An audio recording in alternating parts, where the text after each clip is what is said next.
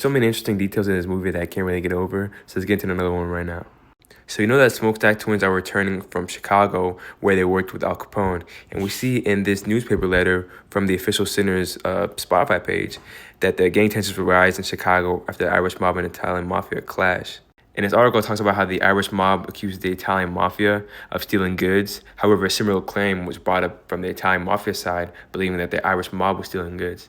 Now, obviously, Smokestack twins were doing the stealing, and they could both be accounted for because they're twins, right? One can stand in while one's doing the robbing.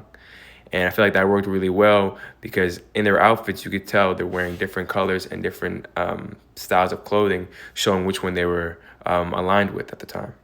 So we see in this picture that Smoke is wearing blue and he's wearing a flat cap, which is similarly aligned with the Irish mob, while Stack is wearing a fedora and red, aligning with more of the Italian mafia look. But I think it goes even deeper than that. One thing that kept on bugging me in my head every time I saw these two, especially in their initial outfits that are on the screen right now, is their hats specifically. So the hats of the two brothers really brings out their personalities. Like Stack, for example, who's wearing a fedora during the beginning of the movie, shows more of his charismatic side, more of how he was a gangster with affluence and he has connections, and showing that he was smooth, able to bring people's attention.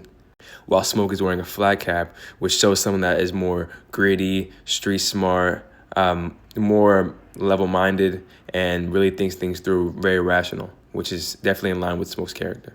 Another interesting tidbit at the end of the movie, when Smoke is sitting by himself after everything has happened, he's thinking about stuff that he's lost, like his brother, but he's also thinking about when the juke joint was being put together. And we see on a truck a group of workers come, and what they're all sporting, most of them are sporting flat caps, showing that they really were hard workers, in line with what Smoke's personality was. With the movie with so much symbolism, it's crazy to see how even their outfits can bring about discussion. That's something really cool. Anyways, let me know if I missed something or if you saw something else.